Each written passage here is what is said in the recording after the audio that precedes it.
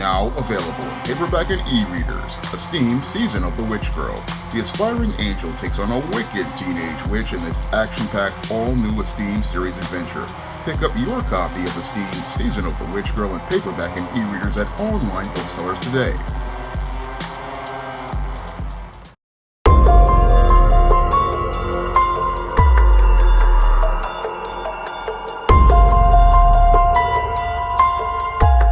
Four people were killed and 6 others were wounded by Cuban military forces when a boat owned by a U.S. private citizen entered Cuban waters in an effort to allegedly invade the country.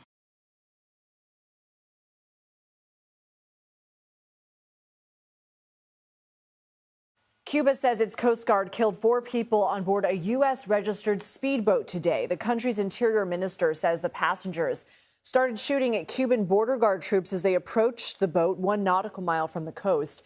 It's unclear exactly who was on the U.S. boat. Secretary of State Marco Rubio spoke about the situation moments ago and said the U.S. would be conducting its own investigation. I'm not even going to speculate as to what it could have been. It's a wide range of things. But suffice it to say, it is highly unusual to see shootouts in open sea like that. It's not something that happens every day. It's something, frankly, that hasn't happened with Cuba in a very long time. CBS News national correspondent Lily Luciano joins us now. What more do we know? Well, Lindsay, this has everybody pretty shocked. I mean, this is quite the headline. What we know for sure, as Secretary Rubio said, is that this was a civilian boat, that this was not the U.S. Navy, this was not the U.S. Coast Guard, that the Coast Guard and DHS, this is something that Rubio explained too, are going to be involved in the investigation, and they are talking to the Cubans. It's very unusual to see a speedboat going into Cuba. There's a lot of speculation about why into Cuban waters. What the Cubans are saying is that the people in the boat started firing at them. 4 people were killed. We don't know if they're U.S. citizens or if they're U.S. residents, but the boat is registered to Florida, to the United States. And we know that 6 people were injured. Those 6 people are now receiving medical attention in Cuba. Rubio also said that they expect or that the United States expects to be able to access not just the vessel, but the people themselves. I can imagine that if they're being accused by the Cubans of shooting at their Coast Guard, they're going to face the full extent of the law there. So they could end up arrested. I mean, we don't have a lot of information, only what the Ministry of the Interior is saying. But, you know, this is not a usual thing. You don't have these organized groups of boats going into Cuba to rescue people. What I do have to say is that Cuba is facing one of the most dire situations economically, as you know, because of the oil blockade that the U.S. has implemented. So the desperation is clearly there for people to get out. Hundreds of thousands of Cubans have been fleeing over the last few years. But what they were doing, we don't know yet. Okay, we know you'll stay on top of it. Lily Luciano, thank you. Now, according to reports, Michael Ortega Casanova was part of a contingent of 10 individuals who allegedly stole a boat off the Key West, Florida coast, and after stealing this speedboat, they then loaded this speedboat with weapons and bombs like Molotov cocktails and looked to take this speedboat out into international waters.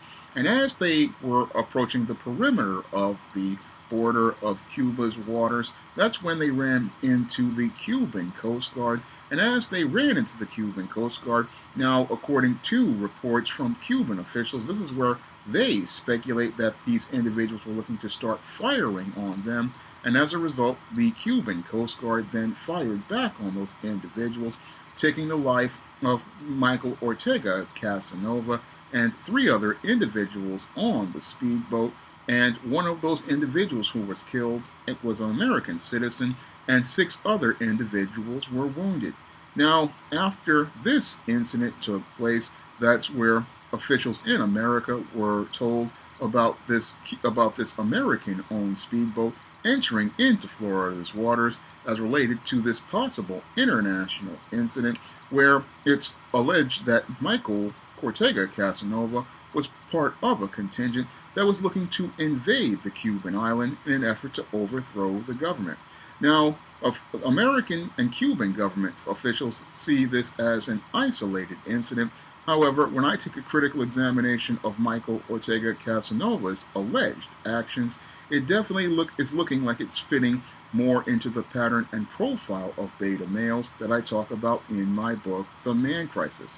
And this international incident is fitting within that pattern and profile based on what his brother, Maceo Ortega Casanova, has said about his late brother, in that he became obsessed with overthrowing the Cuban government, because when it comes down to beta males wind up getting fixated on an idea and will go to extreme lengths to go out here and implement that idea, no matter how illogical it is. And the whole idea of just a ragtag group of individuals invading an island like Cuba to overthrow the government is something that sounds something like out of the movie Commando, where the character played by Arnold Schwarzenegger, John Matrix, basically entered into a foreign island with an assortment and arsenal of weapons, looking to go after this dictator in an effort to free his daughter, who had been taken from him.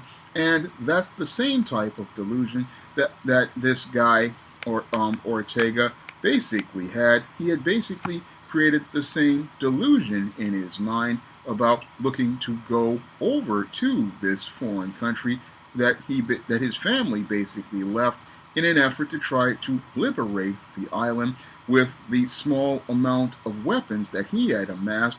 He thought he was going to go out here and do the same thing that John Matrix from the Commando movie would do, not understanding that when it comes down to these movies, that's scripted entertainment, but many beta males can't really tell the difference between fantasy and reality, because many of these men basically live in a rose-colored reality where everything looks like the real world. But these men don't live in the real world. No, they live in a world where everything is completely distorted, and because everything is distorted as related to their perception of reality, they go out here and think that they can go out here and do things that are not within the confines of actual reality. And it's not something that is a realistic goal for a group of ragtag citizens to go out here and look to invade a foreign country. I mean, that's just not possible to do. I mean, as related to going into, again, one, stealing a speedboat, two, going into international waters, and then three, going out here and challenging members of a Coast Guard who are militarily trained. That is something that many of these beta males don't understand about the reality of life. They don't understand that in the reality of life, regular citizens with even with military-style weapons are not really trained to deal with people who are militarily trained or able to understand the diplomatic policies as related to international foreign policy. I mean, this guy just thought, oh, I don't like the Cuban government and I want to change it, so I'm going to go out here on my own. That's not how things are done. No, but when it comes to beta males, again, they don't understand how things are done because they don't follow any sort of actual rules based on logic and reason. No, they have a feeling about something, and what they want to do is go out here and sate those feelings. And as they look to sate their feelings, they don't really understand that when you go out here and act in a certain way, there's consequences for your actions. And since there's consequences for your actions, this is why you have to think critically before you act.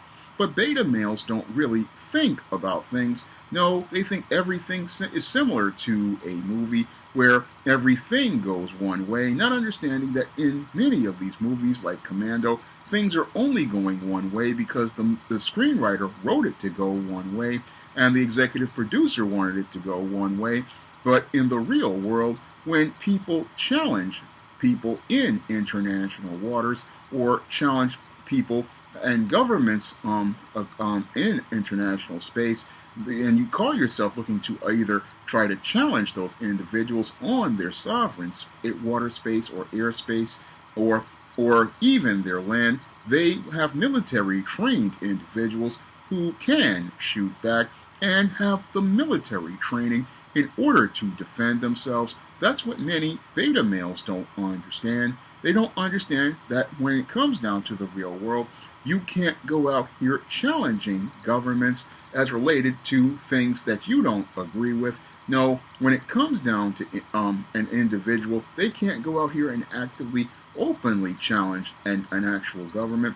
But when it comes, because that has consequences like possibly creating an international incident or possibly consequences like people getting harmed. And that's what this Michael Ortega Casanova, or Michelle, I think is whatever his name is, but this guy didn't understand this because he basically was a man in crisis. A man in crisis because he didn't live in the real world. He had let his obsession with the Cuban government basically overtake him. And as he let his obsession with the Cuban government overtake him, basically what has happened here is that he wound up basically putting himself at risk and putting himself in jeopardy, and wound up creating an incident within those borders as related to possibly could have led to an international incident. But the whole thing is this is what happens when you have beta males. Beta males really, again, don't do much critical thinking. No, they just get caught up in their feelings about what they want. And as they get caught up in their feelings about what they want, again, they just live in a fantasy world where they think, again, a small group of individuals with weapons can take on an entire government because they've sat there and watched a lot of scripted entertainment like a G.I. Joe or a movie like Commando from about 35, 40 years ago. Again, these guys don't live in the real world, and they can put, again, not only a country in jeopardy, but put the reputation of people at risk.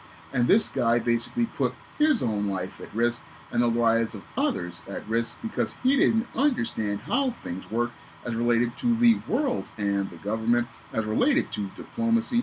And as he didn't understand how things related to diplomacy, because yes, he hated the whole idea of the Cuban government being communist, but his attempts, again, to overthrow that government basically led to his own demise. And this is where this guy led to the death of an American citizen who was a man in crisis because he didn't understand the subtle politics transpiring around him.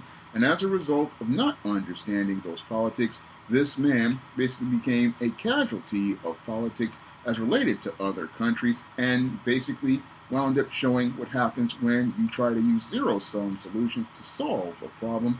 You wind up going from being a free man to a dead man in crisis, and this dead man in crisis basically took the lives of 3 other people and got 6 others wounded, all because he thought going to fight a war as related to another country without ever thinking about the consequences or counting the cost of trying to get into combat with an entire country's military. Now, if you want to learn more about identifying the behavior of beta males, you can pick up my book, The Man Crisis, on Amazon.com, and you can find that book in paperback and Kindle format, and you can also find it on Google Play and other Draft Digital and other online bookstores.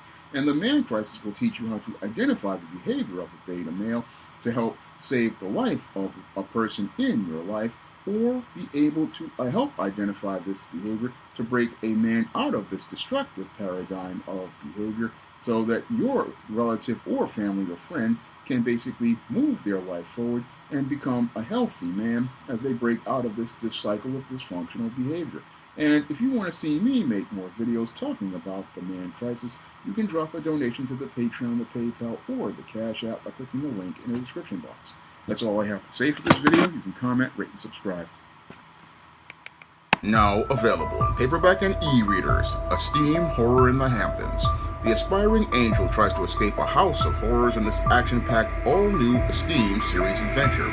Get your copy of Esteem Horror in the Hamptons in paperback and e-readers at online booksellers everywhere. Support Black-owned and Black-operated digital broadcast media. www.niceradionetwork.com. Nice Radio Network, broadcasting 24 hours a day, 7 days a week.